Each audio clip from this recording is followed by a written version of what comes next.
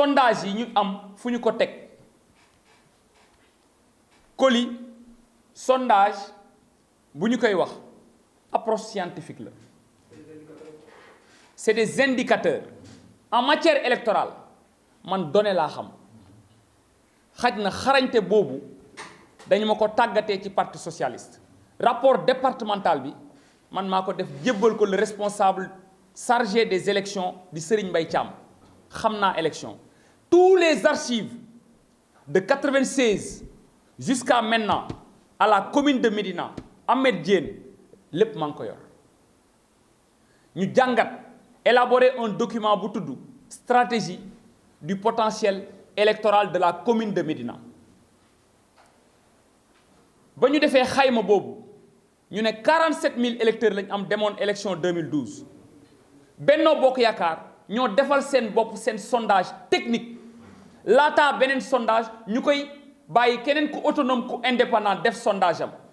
sondage yi ñu njëkk am mooy dañu gis ne ñun suñu dajalee suñu njaboot yëpp 21 partis yi ànd suñu poids électoral potentiel électoral c'est 15 000 électeurs Bamba Fall seen dafa dem taxaw ci télé sol xaftaanam bu rëy laata ñuy commencer pour dalal xelu nitam parce que dafa toog 5 fan juróomi fan Bamba mënul génn sur le terrain wax na ko xam nga lu tax mënul génn sur le terrain dafa amoon déficit bi mu am pour mobiliser ay nitam daawuñu añ ci campagne bi daawuñu lekk nit ñi di kaas amul xaalis bu mu leen jox mu yabal ay nit ne leen ku ci mel ni Talla Gueye je cite son nom dem recouvrer ci stationnement bi ay contrat yu bees pour ñu jox ko xaalis mu commencé fay ay xale yu jugee Diamaguène ak feneen ngir ñu wàcc sur le terrain junni xale bu ci nekk pour ñu xeex parce que nee na soxlawuma leen pour mobilisation pour xeex la leen soxlaa li ma lay wax nii yépp yàlla dafa def nous disposons les audios parce que pratique yooyu moom la am et nous yàlla daf ñu dimbale ba dañoo xam kii suñu adversaire dañoo jëloon toute nos dispositions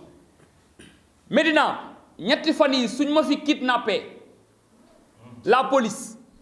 du kenn Bamba Fall la il a dit en réunion que man dañ ma kidnappé li may wax nag police avertir naa leen j'ai écrit le commissaire pour suñuy activités yi mu koy couvrir waaye bàyyiwuma sama bopp kon nit ki moo violent xam na nag man li ma ko mën a yàqal ci wàllu élection parce que dama ko xam ndax lépp lu mu teg rek mën nañu koo dindi. Bamba il est formé c'est un jeunesse socialiste dafa am pratique boo xamante ne xale yi Médina xamuñu ko mais moom moo ko dugal ci seen bopp façon politique bi muy def c'est dépassé c'est révolu mais xam na ne bu leen fàtte ne Bamba Fall amul benn profession mënu laa wax ne ci lii la qualifié c'est un politicien de métier su ñàkkee mairie amul profil bu ko mën a jox dara kon kooku élection yu mel nii su ko ñàkkee amatul beneen issue bu dul xaalis bi mu ci am di ko dox train de vie bi mu am su nekkatul maire mënu ko am kon su gisee ne am na lu ko war a xañ da ciy def bakkanam moom moo ko wax nee na en politique amu ci sentiment amu ci xarit il nous l'a dit ouvertement ku mel noonu nag humanisme moo nekkul ci moom kooku c'est un homme dangereux pour la société un politicien ça doit être un homme responsable conscient de sorte que doo xalaat li nga xamante ne mooy sa intérêt immédiat